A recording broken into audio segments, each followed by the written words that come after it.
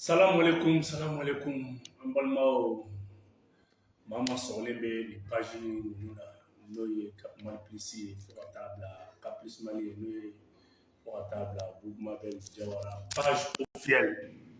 An bɛ foli lase bɛɛ ma ka bɛɛ waleɲuman dɔn sunkalo tɛmɛko ɲuman Ala ko o nɔgɔya an na aw ye. Ala ka tɛmɛko ɲuman Ala k'o nɔgɔya an n'aw ye. Minnu ma se ka sun ka kɛ daluya o daluya an b'o dugawu don kɛ Ala ka lafiya di u bɛɛ ma kelen kelen. Ayiwa an bɛ a daminɛ maliden cɛman n'a musoman denmisɛn ani mabɔkɔrɔ maliyɛn mana kɛ yɔrɔ o yɔrɔ k'aw fo k'aw waleɲuman dɔn dan tɛ foli min na. An bɛ an ka diaspora maliyɛn sɛgɛnbali ɲinɛbalo an b'u fo Jami Keyita fo Faransi fɛn min ka taa bila Adamso Faransi an bɛ foli ani tanuni di u ma ka taa bila Mariko an bɛ foli di Mariko ma Faransi o kumana nu fo ka taa bila États-Unis ka jɛ tɔgɔ fila minnu bɛ yen an b'u fo dan tɛ foli min na k'u fo ka Jigi Keyita ka fo depuis les États-Unis Adama Dunbiya an ka foli belebeleba a ye. Bamakɔ an ka tɔn belebele n'o ye Manden miridi ye n'o o vice président ye Gidelajo ye Gidelajo k'a ka bonya bɛ kɛnɛ kɔnɔ an bɛna a daminɛ. Jason États-Unis n b'i fo i ka bin analyse la k'a f'i ma k'i ni baara ɲuman Segu Tunkara k'a f'i ka fara n ka Jason fo wallahi yani an ka don émission kɔnɔ an minnu bɛ yen n'an bɛ ka transition soutenir n'an bɛ ka Mali soutenir an ka ɲɔgɔn minɛ minnu yɛrɛ fɛnɛ bɛ yen n'u diminen don an ka t'u nɔfɛ foyi tɛ bɛn wallahi Mali mago b'a den bɛɛ la bi minnu b'an nɛni an k'u to yen minnu b'an dɔgɔya an k'u to yen a y'aw bolo jan mɔgɔw nɔfɛ Maliyɛn mago bɛ bɛn na bi Ala bɛ ka Mali sankɔrɔta Ala bɛ ka Mali ci di Ala bɛ ka Mali bɔ dingɛ kɔnɔ o ju tɛ dɔwɛrɛ foyi ye duwawu dɔw de b'a la ka kɛ dɔw de mununa dɔw de sɛgɛnna n balimaw an ka bi thème ka armée fo k'a waleɲuman dɔn an ye minɛn minnu sɔrɔ minɛn ninnu kɛra sababu ye ka an kumada ja fɛn saba fɔlɔfɔlɔ MINUSMA ka contrat o min kun kan ka ban ka bɛn mois de juin ma MINUSMA y'a laɲini kɛ américains nana ka na se an ka jamana marabaaw ma ko MINUSMA ka contrat u ka a renouveler an y'u ɲininka ko mun na o ye kuma caman fɔ nka u ma se ka kuma basigilen kelen fɔ n'i ye kuma in bɛɛ jateminɛ kuma in b'a yira k'a fɔ a ye MINUSMA ka contrat renouveler mun na basabula MINUSMA ye investment caman kɛ Mali la n balimaw MINUSMA nana terroriste ɲini de la ka Mali dɛmɛ k'a sumaya wa ou bien MINUSMA nana de mission humanitaire de don o de ye an gan kamana na anw bolo MINUSMA nana de an b'a ka résolution mun kalama c'est d'aider l'armée malienne à reconquérir à recouvrir son intégrité territoriale et à sécuriser aussi les zones libérées et surtout les institutions. Pour moi, ça c'est le contenu du mandat de la MINUSMA. Mais quand MINUSMA n'a, k'a fɔ ko MINUSMA nana goudron da, MINUSMA nana so jɔ, MINUSMA nana emploi créé, nin ne siɲɛ fɔlɔ k'o mɛn MINUSMA ka mission. Mission humanitaire kɔni bɛ fara MINUSMA ka mission kan, mais MINUSMA ka mission ye multidimensionnel de. A ka mission laɲiniba tɛ dɔwɛrɛ foyi ye ka appui di ani force d'interposition ale ni ka accord dɛmɛ ka accord waleya. An bɛ min dɔn o de ye.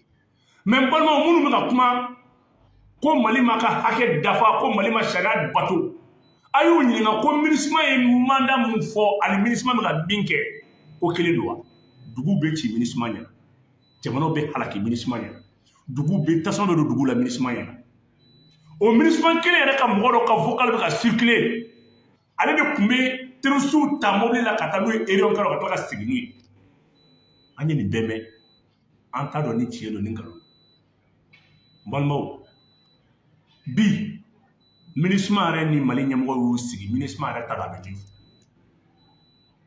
min MINUSMA après maintenant les 20 000 éléments sur le territoire malien MINUSMA yɛrɛ t'a dɔn ale yɛrɛ bɛ ka min fɔ a t'a dɔn mais n'i ye kuma in bɛɛ ta k'a lajɛ kuma laban kɔni tɛ foyi ye a ye mandat renouveler wari caman bɔra mais an y'a dɔn bi de n ko wari bɔ kun tɛ Mali sumayalen ye ja wari bɔ kun ye MINUSMA fɛnɛ ye business wɛrɛ de diɲɛ yɛrɛ kɔnɔ mission onusienne min bɛ yen a taa tan dɔɔni ɲɔgɔnna la mais mission kelen min bɛ yen ni nationalité ka ca la ni dugudenw ka ca la ni diɲɛ mission bɛɛ o de ye MINUSMA ye il y a plus d'une trentaine de nationalités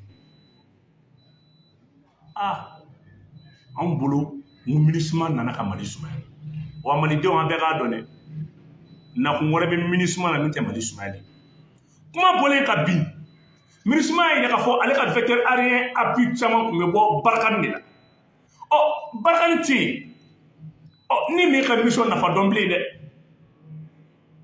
ko fila don u ka négociation kɔnɔ jamana marabaaw y'u sinsin min kan MINUSMA ka mission offensive bɛ don a la ni ni terroriste ye ɲɔgɔn i b'a minɛ i b'a faga sisan na an bɛna MINUSMA ko kɔrɔ dɔn n'o tɛ i ka volet militaire an b'o bɔ yen ka kɛ humanitaire ye volet humanitaire i bɛ continuer yanni san wɛrɛ juin 2024 cɛ o kuma a bɛ ban i fɛn minnu kɛ i b'a la dɔn o de y'a to MINUSMA bɛ ka enquêtew dayɛlɛ MINUSMA mana enquête kama o MINUSMA nana de ka Mali armée appuyer ka tila ka dugu ye protocole civil protégé contre les terroristes mais n'i ye Sobani da Gere est-ce que b'a kalama Ogosagu 1 Ogosagu 2 n'i ye nin dugu ninnu ta k'a lajɛ saya minnu kɛra kɔnɔ k'a ye a yɔrɔ dɔw ni MINUSMA yɛrɛ ka base man jan a yɔrɔ dɔw ni MINUSMA yɛrɛ ma se ka bilan kelen fɔ Asimi ɲɛna min yɛrɛ ni mɔgɔ si tɛ kala to a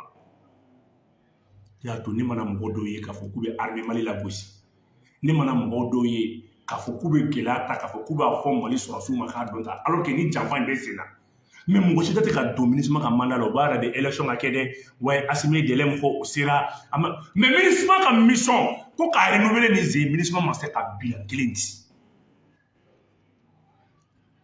an k'a dɔn k'a fɔ balimaw an tɛ yan k'a fɔ k'an bɛɛ bɛ ko dɔn bɛɛ bɛ dɔ dɔn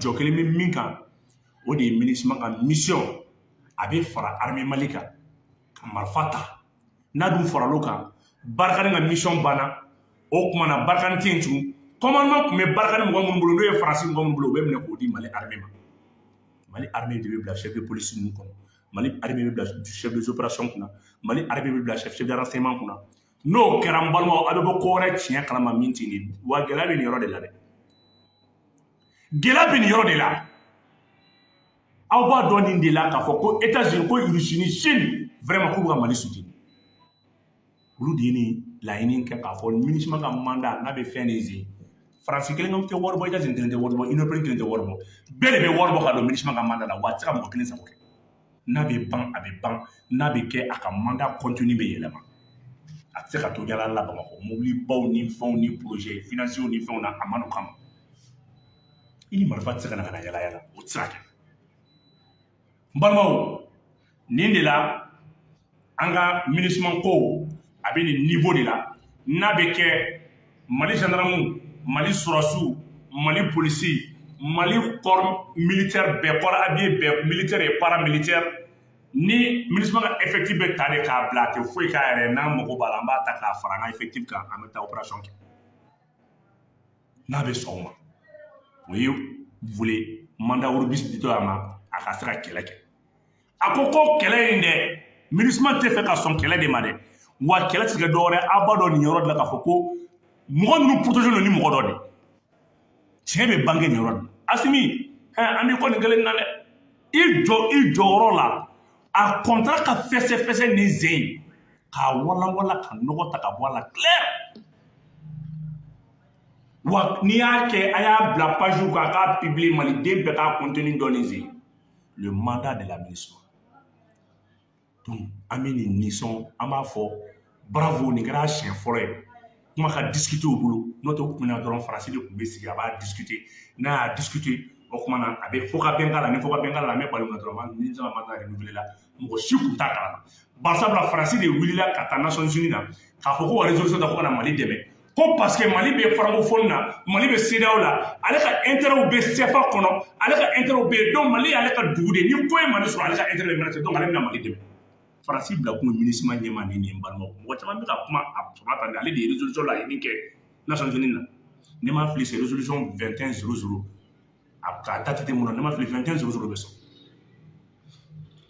donc ale de ye nin laɲini kɛ ka bila MINUSMA ɲɛ an tun bolo k'a nana o don fɛn min ye Faransiw ka opération ye u kun bɛ yan donc an tun b'a miiri k'a fɔ k'a nana dɛmɛ kama jaabi a mago bɛ ka sɔrɔsi dɔ ye k'a yɛrɛ appuyer ka na ambition b'a la ka na kɛ Mali kɔnɔ ne tiɲɛ bɛ bange donc mɔgɔw b'a fɔlen ma ko MINUSMA bɛ Faransi ka bolo kan kun sɔnna bɛ wa a banna bi pewu Faransi yɛrɛ taara ka ban donc Gossi kan o remise officielle kɛra kunun kan kɛra ka Faransi la effectif kun tɔrɔ mɔgɔ 100 ni dɔɔnin a kɛra u jɔlen ɲɛna Gossi kan de kun ye kan d'opération ye Faransi na kun ye opération fɛn fɛn kɛ bɛɛ kun bɛ ɲɔgɔn sɔrɔ Gossi kan de kɔnɔ donc u kun bɛ opération planifiée ka u ka terroriste ɲini ala y'a kɛ o kan d'opération kun b'u bolo o de ye remise kɛra armée Mali ma armée malienne a b'ale de ka bolo kan minnu bɛ ka kuma caman fɔ Kidali wo Tessalit wo a bɛɛ bɛ ani Tombouctou a bɛɛ bɛ armée Mali ka bolo de kan donc k'a fɔ ko Mali armée bɛ nord la a bɛ Kidali wa a k'a bila o kunna k'an bɛɛ bɛ Mali armée ka bolo kan Mali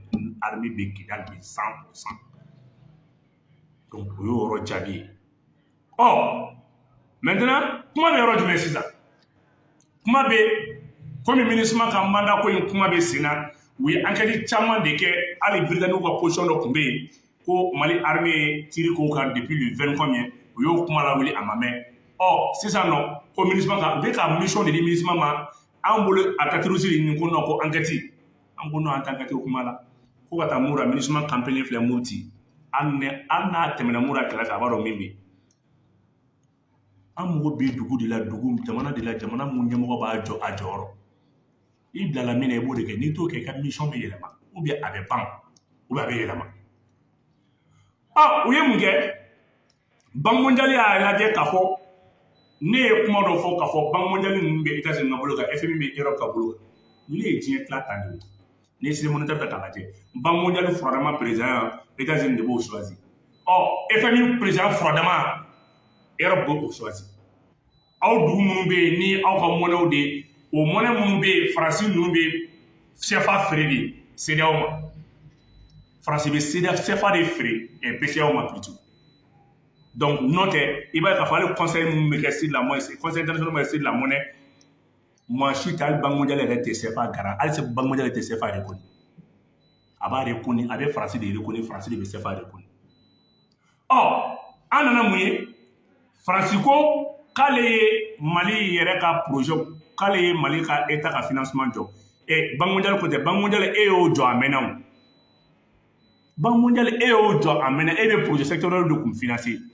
Banque mondiale projet minnu financement jɔ n balimaw aw ka hɛrɛ de b'a la aw ka éducation projet minnu secteur minnu attaché don éducation na n'a bɛ ni kalan ni programme jugu ye k'a don an ka kalan kɔnɔ u ye de jɔ an ka culture taabolo jugu minnu b'a kɔnɔ ka na ni miirina jugu ye ka na ni taabolo jugu ye a y'o de jɔ a ye mun jɔ o ye ONG minnu attaché don an ka nin secteur ninnu na n'o tɛ Mali yɛrɛ fanba Mali yɛrɛ état ka financement u y'a jɔ a mɛnna depuis coup d'état kɛra ninnu t'an financer foyi la n'a bɔra budget sectoriel kunna Mali bɛ ka minɛ ni fɛn minnu san ni a sancogo gindo tɛ foyi tɛ Mali bɛ bɔ n'a ka barisabula a b'a ye k'a fɔ an ka taux d'échange 50% bɛ garanti Faransi trésor la 52% o y'an ta ye o 50% min bɛ garanti sisan nɔ Mali b'a ka kɔɔri n'a ka dugujukɔrɔ nafolo ni a ta ye mun ye a bɛ bɔ n'a de ka taa feere a tɛ devise tɛ bila euro la tuguni a devise bɛ bila k'a kɛ an mana feere an y'a feere ruble la so an y'a feere Russe ka wari la o an y'a feere wari wɛrɛ la o n'a bilala n'a a sanna a bɛ taa direct ka taa bila Mali trésor de la o de y'a kɛ n bɛ fɛn fila f'aw ye an bɛɛ b'a dɔn an sigilen don wariko kan wa nin wariko nin y'a tɔ toliyalen ne ko ye monnaie virtuelle min fɔ nin a bɛ sanni baara caman bɛ na kɛ ni nin système de n balimaw n bɛ fɛn fila fɔ n ye kodɔnnaw bɛ k'a lamɛn wari ani nafolo tɛ kelen ye wari ani nafolo tɛ kelen ye wari de tigɛra Mali la n'i ye wari tigɛ Mali la i ma foyi kɛ parce que Mali ressources min bɛ yen Mali bɛ ka titre foncier créer o la o ta ka taa o garanti n'o ye Mali nafolo ye mais wari ye CFA de o de y'a to wari bɛ tigɛla Mali la Mali bɛ ka minɛnw san aw tɛ k'a jateminɛ sisan nɔ mun de bɛ yen Mali nafolo de bɛ ka garanti n'o ye Mali dugujukɔrɔ nafolo ye baara bɛɛ bɛ ka kɛ n'o de donc fo mɔgɔw ka nin fila dɔn ka bɔ ɲɔgɔn na mɔgɔw ɲɛ b'a la nin embargo nin fɛn caman b'an kan an ka budget caman tigɛlen don mun de bɛ ka kɛ non wari de tigɛra mais nafolo ma tigɛ Mali ka nafolo minnu bɛ yen k'a daminɛ k'a bɔ yan Mali a 4 à 5 grands bassins sédentaires n'i ma fili bassin 4 ou bien 5 o bɛ Mali bolo o bassin a bɛɛ sɛbɛnnen tɛ ɲɛkɔrɔ o bassin minnu bɛ yen n'i ye jateminɛ ko o bɛ t'i jɔ bloc ba damadɔ la an bɛna émission sigi o kan o ye pétrole ye gazi t'o la lithium t'o la cobalt t'o la zinc t'o la manganèse t'o la donc ka taa bila nin ressources n'a ɲɔgɔnna ninnu na sisan nɔ gɛlɛya bɛ mun na sisan Mali est en train de trouver un moyen k'a ka ressources contrat fɛn fɛn tun bɛ yen a bɛna a bɛɛ résilier parce que u tun ye permis d'exploitation bɔ k'a di sociétés ma kungo kɔnɔnaw la o bɛ yen ten olu de tun bɛ k'a lajɛ u ka yɔrɔw jateminɛ k'a di terroristes ma terroristes tun bɛ olu ka olu ka yɔrɔ miniw sɔrɔ yɔrɔ minnu b'olu bolo terroristes tun bɛ daga yɔrɔ la kosɛbɛ o de y'a to Mali armée tun tɛ se ka se yɔrɔ caman nin bɛɛ tigɛra parce que ni permis d'exploitation dir'i ma a b'i d'i ma nin wagati dɔ de kɔnɔ mais a permis dɔw dira kabini 2004 2005 a bɛ d'i ma san 6 san 7 san 8 kɔnɔ n'i m'a bɔ a bɛ minɛ i la k'a di mɔgɔ wɛrɛ ma olu t'a bɔ u bɛ kɛlɛ financer ka tila k'i den ka na échantillon dɔw ta ka taa étude kɛ Mali tun tɛ se ka sumaya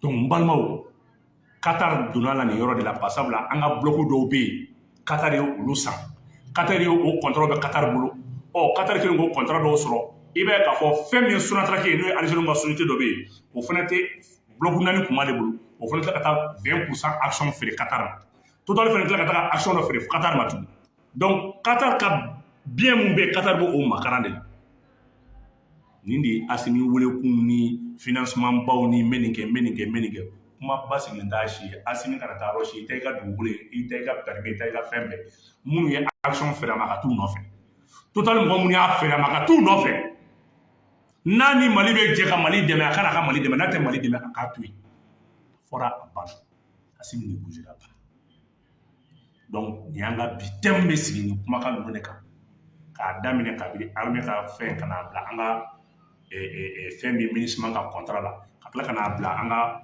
wari ko an bɛ ka nafolo ni wari furancɛ par exemple an ka nin de bɛ taa bila monnaie virtuelle la bi an ka wari ko bɛ nin niveau de la an ka nafolo min bɛ yen Ala barika la an ye garantie sɔrɔ olu la n'o y'an ka dugu jukɔrɔ fɛnw ye n'an mago bɛ min na an bɛ garantie dɔ ta ka taa a fɛn ta an mago bɛ minɛn mun na an b'o san yanni an ka wari créer fɔlɔ en attendant Mali ka balo ni nin o de y'a kɛ embargo kɛra financement bɛɛ tigɛra kalo 3 kalo 4 hali bi jamana bɛ ka résister donc a b'a ye k'a fɔ on est un pays riche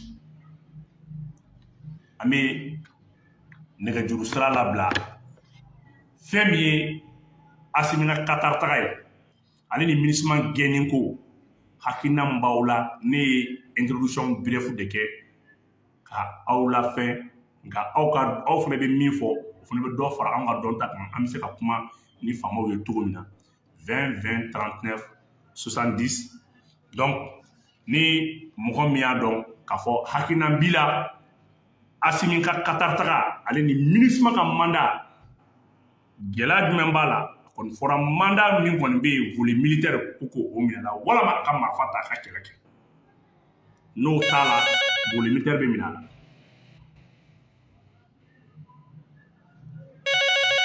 n balimaw n'an ye téléphone labila a b'a la ni son ka ɲi a b'an signalen son na allo i ni su Boumabel don Keita do français ok merci Keita oui ka bɔ Faransi ok Keita kuma b'i bolo a kana taga yɔrɔ si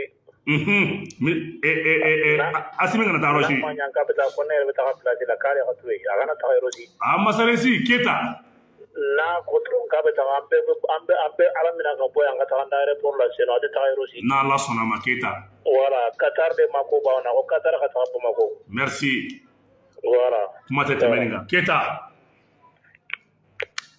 ayiwa aw yɛrɛ tulo bɛ Keita kɛ mankan na Manden masa bɔra ka kuma k'a tɛ taa yɔrɔ si mɔgɔw bɛɛ da tɛ bɛɛ ka ɲɛwala da bɛ fɔlɔ tiɲɛ de la allo tɔgɔ ni jamu Djibele Paris France han Djibi Dembélé Paris France ok Djibi Dembélé Paris kan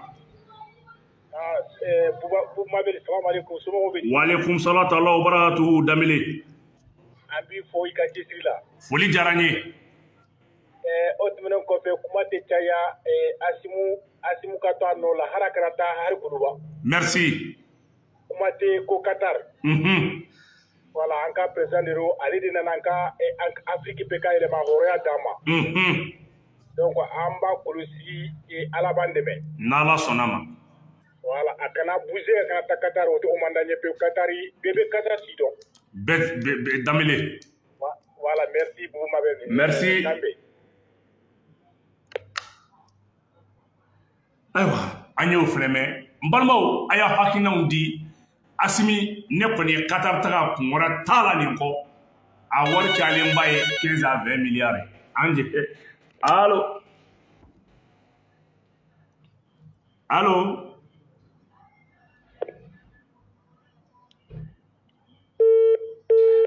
ayiwa ale ka nɛgɛjurusira y'a janfa 20 20 39 70 MINUSMA ka contrat ale ni Qatar taga an ka kuma bɛ o de kan su in na allo Walaikum salam ta'ala wa barakatuh. Ok, i tɔgɔ ye di?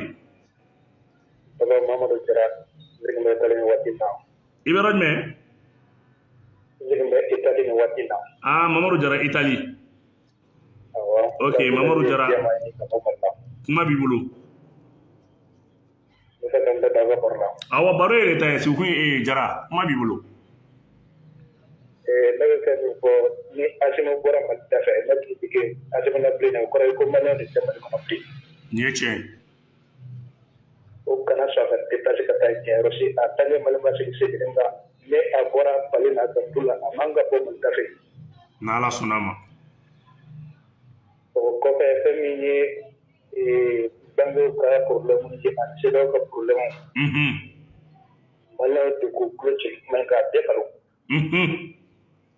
Nori ma sogo donna de mun tama mo nyalo de way an jene donna yi an sigi an ba sigi na kare ko ki ka kun re bo n'Ala sɔnna ma ko ma mali ka kare ko de ma te hira sɔrɔ ma sumere merci an mun be ko ya sana ma ya zoro an chama tura dila ko ma be hira ni zura tikina ati che mali ma ko ma mali on be ki ji de kale ka merci Jai ataka yɛrɛ ko Mali ta don. Nin ye tiɲɛ ye. Afrique bɛɛ ta don. Merci. Maa ni Maliyɛnw sɔrɔ min ka bɔ Mali ta fɛ ni ko kɛra la. Afrique bɛɛ bɛ tigɛ Mali la. Nin ye tiɲɛ ye, ça c'est vrai. O kuma Ala k'an dɛmɛ kɛ. I Jara. Nin hakilina ɲuman ye su in na. Ayiwa k'a tɛ bɔ Mali da fɛ a kana taa yɔrɔ si. Nin ye kangaridakanw ye. Allo. Walaikum salam ta'ala wa barakatuh. Tɔgɔ ni jamu ka wele ka bɔ min? Mamutu Tarawele san. Tarawele sangaw bɛ di? Baasi foyi tɛ. Ok, kuma b'i bolo Mamutu. Baasi foyi tɛ a kana taa yɔrɔ si. An bɛ yɔrɔ min ɲini a bɛ Ala de bolo yɔrɔ caman de b'an fɛ ni min mago bɛ yɔrɔ la o bɛna sɔrɔ yan. N'Ala sɔnna ma. An bɛ fɛn min ɲini a fɛ a kana jamanadenw kɔ bila pewu. A ka to jamanadenw kɔ ka jamanadenw lamɛn. Nin ye tiɲɛ ye. Fɛn min ye jamanadenw sago ye a b'o kɛ. Ni Ala sɔnna ni bana ye jamana in bɛ bɔ a la ka kɛnɛya ka jugu malo bɛɛ ɲɛna yan. N'Ala sɔnna ma. Ni Ala diɲɛna ma. Inshallah. Ala k'a dɛmɛ fɛn min ye wariko ye dɔrɔn a k'a cɛsiri wariko. A k'a cɛsiri wariko in na dɔrɔn. A ka cɛsiri wariko ni kanko la. Merci. Aw ni ninnu jɛra san 50 ma se ka mɔgɔ foyi ɲɛ an ye. Nin ye tiɲɛ ye. An k'u to yen a tɛ foyi diya an ye. Nin ye tiɲɛ ye. Ala ka hɛrɛ k'an ye. Merci. Ala k'i bolo mɛn i ka baara la. Amin ya Rabbi. Ala k'an ni jigi tugu. Amin ya Rabbi ama. Amin ya Rabbi ama. I bɛ tila ye numéro ci ma. N'Ala sɔnna ma n bɛ tila k'a ci ma. Merci bien. An bɛ sanga bɛɛ fo. Belebele dɔ bɛ ka don tugun. Allo. Allo, salamaleykum. Waleykum salam. Ko bɛ cogo di? Bumawele somɔgɔw. Tɔɔrɔ tɛ. Ne ye Moribo Kulubali min ka wele ka bɔ Pari wa. Kulubali Parikaw kuma b'i bolo. Somɔgɔw. Tɔɔrɔ tɛ. Kɔrɔbasi t'a la. Tɔɔrɔ tɛ. Voilà, komi nin ye siɲɛ fɔlɔ k'i wele wa. N'i ka émission kɔnɔ a tɛ tɛmɛ ne kɔ ko ne bɛ baara la dɛ. Nin diyara n ye Kulubali. Walayi franchement ni se bɛ an ye quoi bon fɛn bɛɛ de kan ka k'i ye tellement i kanu b'an na ni dugu jɛra bɛɛ tɔgɔ bɔgɔ bɛɛ de da kɔnɔ Bumawele walayi. A diyara n ye a diyara n ye. A diyara n ye. I bɛ jɔyɔrɔ min na Ala k'i sara wala. Amin arabi amin amin. I ye Maliyɛn miliyɔn de bɔ dibi la quoi Ala k'i sara. A diyara n ye a diyara n ye. Voilà, ala si jina ko dama neta mala do ko ti jole wa na ala sonama ala ko dona voilà ne mu fodron bo iga ko ndiga bala fe na ala sonama ya ke ima ko ko ma ko kama iga ko ndiga bala fe inshallah voilà bon aga fo asmina akila me tout ce temps aga émission aga su quoi voilà aga ta rosi quoi kana ta rosi quand j'ai fait dans ma franchement c'est 100% de voilà ta rosi merci voilà adana dana emblem million bo de una quoi harna donuma ala ba atwa yorla futa na ala sonama voilà ifnenti franchement iga parla ala ki sariga parla merci bien voilà ni ga mo ta sana sonama inshallah o kambe to yorla sonama inshallah merci ambe do ki na do ko franchement be do bi o na ala sonama merci mi tiga parla merci aywa ko nyere bi o kuma na diaspora malen bɛɛ fo kɛrɛnkɛrɛn na me France ka bɛɛ fo parce que aw bɛ fo allo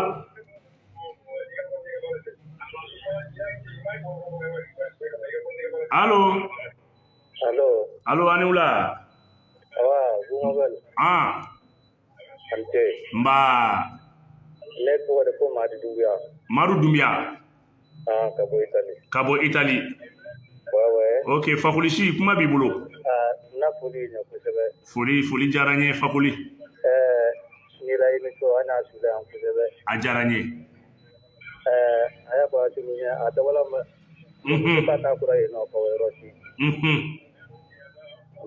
ko a tɛ Mali kelen ɲɛ ko a ye Laginɛ bɛɛ de ɲɛ Laginɛ wo diɲɛ bɛɛ tellement que Nibra ci a kan quoi donc ko a ye Afrique bɛɛ de ɲɛ ko ne ba taa kura yen nɔ n'a kɛra wala lu min na ko a y'a pɛrɛdi ale b'a fɔ ala ɲɛ tila dɔ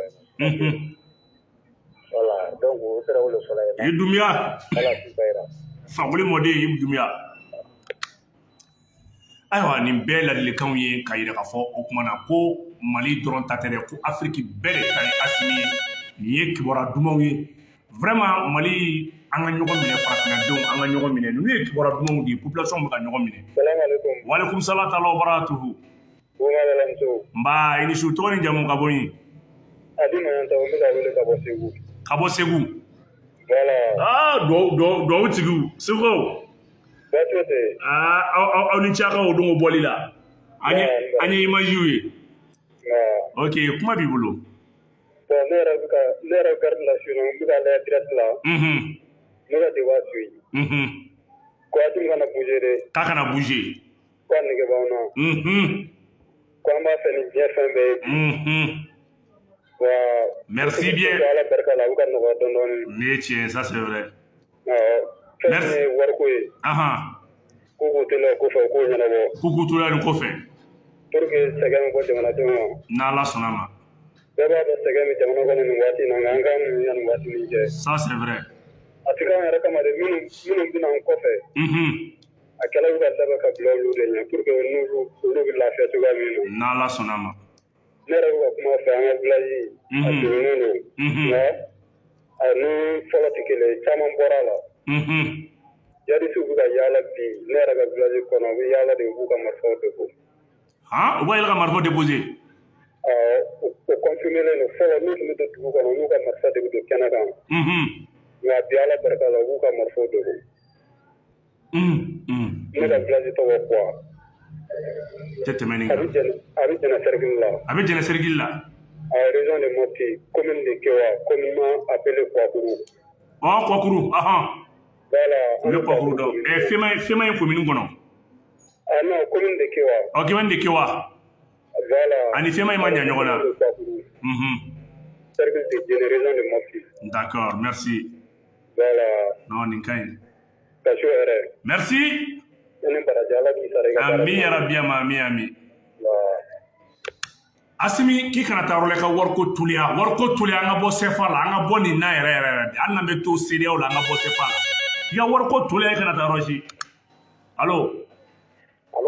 allo an ce somɔgɔw tɔɔrɔ tɛ an ce Mamadu Dɔ ka bɔ Fansi Mahamadu kira tɔma kɔri baasi t'aw la yen ba tɔɔrɔ tɛ a y'a fɔ Asimi ye ko ala kama k'a ka maliyɛnw lamɛn ka ɲɛ n'Ala sɔnna ma santuru de diruma pour ko be to bola o ma be ama fege o ma be ama andimino do la folo wala andimino do la ko asuka ko malion ka ya fadel malion ke santuru aga continue na e ko mi way boy bi fana seda o ko anta be da seda o ko kuma be an tola wala ka bola pepe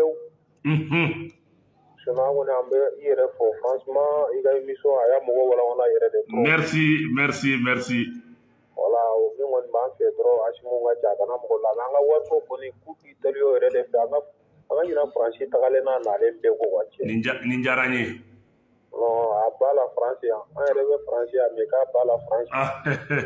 d'accord, Mamadou. Merci, Mamadou. Ok, merci. Ayiwa i ye nin ye maliyɛn faga maliyɛn de bɛ bɔ a kɔnɔ maliyɛnw bɛ fa la maliyɛnw bɛ ba la maliyɛnw bɛ ɲɔgɔn fɛ de bilahi maaw bɛ kɔfɛ mɛ u hakili bɛɛ bɛ Mali la allo an cɛ nba ça va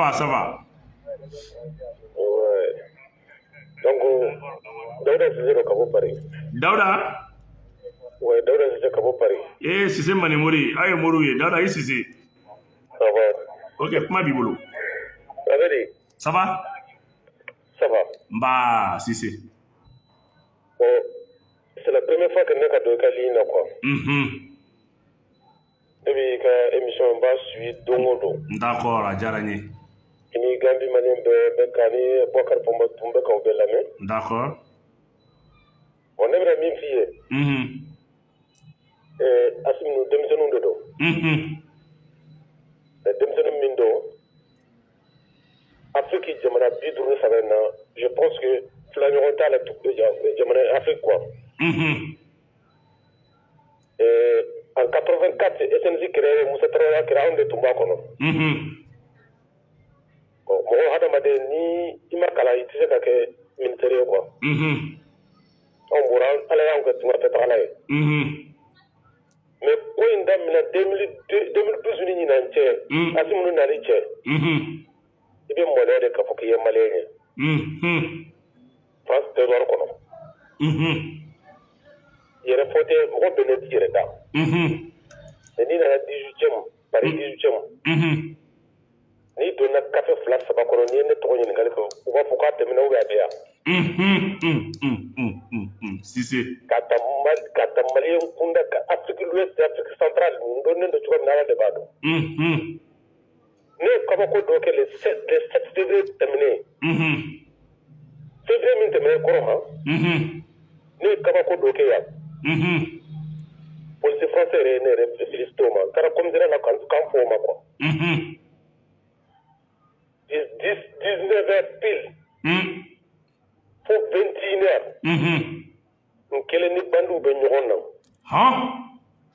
n'i ka WhatsApp tun bɛ n bolo a procès verbal bɛ n bolo n bɛ se k'a bila ka taga i ma de 19 heures pile fo 21 heures 2 heures de temps n bɛ ka polisi wele o ma na 2 heures de temps mɔgɔ minnu bɛ ka i ka émission lamɛn fansikaw dɔ bɛ k'a lamɛn mais i b'a f'u ye k'a fɔ ko métro Kimo kɛ bɛ yɔrɔ min na ani division bɛɛ don ɲɔgɔn na polisi bɛna tuma min na n kelen ye mɔgɔ filɛ da métro Kimo kɛ kɛrɛfɛ n kelen polisi nana k'an sigilen sɔrɔ u kan. félicitations. polisikɛ na wuli u ye na wuli ka taa n ɲininka k'a fɔ ko n ye yɔrɔ jumɛn ka ye n ko n ye maliyɛn de polisikɛ girinna ka na n tɛgɛ minɛ ko mais ko bɛɛ di dɔn. U y'an ta ka taa ni ye ka taga polisiso la commissariat la Iri Gouton 18e. Officier polisi min tun kan ka occupé ma polisi judiciaire min tun kan ka occupé an ma a nara n ma a ye n wele n yɛlɛnna ka bureau kɔnɔ a ko n ma ko ne ye jamana jumɛn mɔgɔ ko ne ye maliyɛn de ye a ye lajɛ n ko je suis du Mali a ko quoi n ko je suis du Mali a ko a bɛ di dɔn ça c'est vrai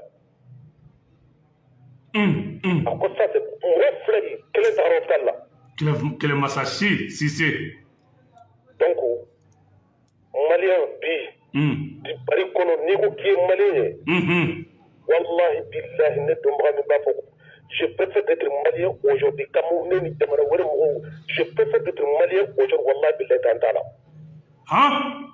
wallahi billahi Mali jamana wɛrɛ mɔgɔ b'a fɔ jamana in kɔnɔ bi n'i ko k'i ye maliyɛn ye u bɛ boli ka n'i kunbɛn métro ni fɛnw kɔnɔ a dan t'a la. Non nin kɛ. Maliyɛn tun bɛ maloya waati dɔw la san 8 kɔnɔ maliyɛn tun bɛ maloya k'a kun bɔ kɛnɛ ma. Jamana in na yan ma jamana wɛrɛ fɛ dɛ mais anw fɛ France maliyɛn tun bɛ maloya mais nin san 2 in kɔnɔ a taasi min na ni san 1 in kɔnɔ maliyɛn fɛn fɛn b'a disi gosi ni Asimi ye jamana in kɔnɔ n'i ye yɔrɔ o yɔrɔ maliyɛn bonyana a bɛ komi Musa Tile la maliyɛn tun bɛ bonya jamana in na cogoya min na parce que anw nana Musa Tile la yan a bɛ komi Musa Tile la maliyɛn tun bɛ bonya jamana in na cogoya min na. Sisi. Anw ye tɔɔrɔ sugu bɛ yen Musa Tile bɔlen kɔ mais ne bɛ min fɔ komi mɔgɔ ne kelen tɛ ligne na. Ne bɛ min fɔ a t'anw ka kumakan anw ka kuma tɛ mais aw de b'a la s'a ma. A ka to a kana c'est-à-dire Ala kana ja ka bɔ Mali la. N'Ala sɔnna ma. A b'a ta tɛ a fa ta tɛ a muso ta tɛ maliyɛnw de t'a dɔn. N'Ala sɔnna ma. A kana bouger ka bɔ Mali la mɔgɔ min mako bɛ ɲɔbu la o tigi de bɛ filenkɔrɔ sigi a kɔrɔ. U tun b'a fɛ ka manamana ko min k'a la CEDEAO ka réunion na. Qatar France c'est même père même mère. Ça c'est vrai. Sarkozy jɔn ye Konare ambassadeur Qatar Sarkozy. Jɔn ye Libye Sarkozy. Donc Alassane ka ambassade min bɛ Qatar Sarkozy de ye Côte d'Ivoire représentant ye. Donc a b'a f'a ye n'a y'a sɔrɔ n'a bɛ maliyɛnw de ye a kana taa. Merci. Anw ni bɛ to a fɛ jamana in na yan anw ni bɛ taa nɔfɛ yan. N'Ala sɔnna ma Cissé. Voilà. Merci. Donc foli tun don quoi. Daouda Cissé. Si tu veux, je sais qu'un numéro portable du après tu m'envoies une texte pour que un numéro portable récupérer quoi. Awadia. 06 pardon 336 66 31 oui 31 90 40 ok. Voilà. Merci. Attendez que monsieur Dornana, moi je travaille dans mon compte. Il y a proposé à moi. C'était ministre des Travaux. Il y a un téléphone, mon partenaire, ne pas faire ne mal quelqu'un ne donne même un coup à développer mal là. Il va aller une gamme. 50 millions francs CFA. Subhanallah. Ah, si, si. Mbese Kodama. Mbese Katiki Trofo Amadou Jamel Simala. Hein? Oui. Nous l'avons pas au téléphone. Nous mbese Mbafo. Nous l'avons pas au téléphone. Ici, si. Merci. Merci. Allah ka dugu ɲuman kɛ. Allah ka dugu ɲuman kɛ. Ayiwa. Aw yɛrɛ révélation ye dɛ. Bon ni ne kun kelen ka maliyɛn degun ka segin ka na diaspora maliyɛn bɛ nin degela de la wari b'u bolo u bɛ fɛ ka na investi jamana la mais u dɛsɛlen don an bɛ mɔgɔ laban ta ka kan bɛɛ da ɲɔgɔn ye wa an ka maliyɛn dama bɛ nin tɔɔrɔ in na surtout an bɛ mɔgɔ laban ta. Allo. Allo. Allo Anula. Anula. Nba. Ne bɛ fɛ ka participer émission na Bubu Mabel ka fɛn in don non? Awɔ Bubu Mabel ka fɛn in don. Ɲama yɛrɛ de y'a ka Bubu Mabel passer ma cɛ. Awɔ ne yɛrɛ de don. Bubu Mabel. Ala k'i mɛn an kɔrɔ sa. Amina yarabi. Ne c'est Dolo Abdoulaye depuis Gabon. Dolo Abdoulaye depuis Gabon. Oh Dolo. Ok kuma b'i bolo. Mais min f'i ye. T'a fɔ Asimi a ka kɛ Ala kama a kana bɔ Mali da fɛ sa. N'Ala sɔnna ma. Parce que ale tɛ ka min faamu. Qatar min an bɛ ka Qatar min fɔ Qatar nin ye Faransi yɛrɛ de parce que Qatar yɛrɛ de bɛ terrorisme financer. Bon an kɔni ka foli b'i ye an b'i ka émission lamɛn waati bɛɛ. Merci Idolo. Vraiment an b'aw fo k'aw waleɲuman dɔn. Merci. Ok k'an bɛ Gabon ka bɛɛ fo. Or min sa i b'a fɔ a ka teliya français fa in ka bila ka bɔ Mali kɔnɔ sa a ka wari ko ɲɛɲini. N'Ala sɔnna ma. Ayiwa assalamu alaikum. Merci Idolo. Alhamdulillah. Ayiwa n balimaw ko Banbali Jate dɔn an kun ye sanakunkurunin ta ka kumada da aw ma an n'aw ka baro an k'aw mankan mɛn an yɛrɛ fana ka ɲɔgɔn mankan mɛn a kana kɛ kuma bɛɛ aw de bɛ sigi ka kuma aw yɛrɛ fana kumakanw an fana bɛ fɛ k'o mɛn k'o fara an ka dɔnta kan kuma fanba bɛɛ bolila min kan Asimi tɛ taa Faransi ni Asimitita Qatar ni Asimitita Qatar an malien minnu bi an kan ka jɔ a jɔyɔrɔ kɔfɛ mɔgɔw y'u se kɛ welelikɛlaw y'u se o kuma na anw kɔni anw bɛ yan Asimi n'a bɛ taa a n'anw bɛ taa ɲɔgɔn fɛ an dalen b'o la parce que malien minnu bɛ kɔfɛ olu de ci sama an ma n'a ye weleli la sisan à peu près maintenant appel bɛɛ bolila nin ne kan an bɛ téléphone labila de pour que ka opinion dɔn ani mɔgɔw ka se ka baro ka waso ka fɛ mɔgɔ i bɛ kuma mɛn mɔgɔ min b'i lamɛn o bɛ ko dɔn ka tɛmɛ i kan minnu sera ka don k'u fo minnu ma se ka don k'u fo kan ka nin nɔ la minnu bɛ yen nin wagati na n'u bɛ ka lamɛn Mali kɔnɔ Mali kɔ kan an bɛ bɛɛ fo ka bɛɛ waleɲuman dɔn k'a fɔ wa salam a k'an bɛn waati wɛrɛ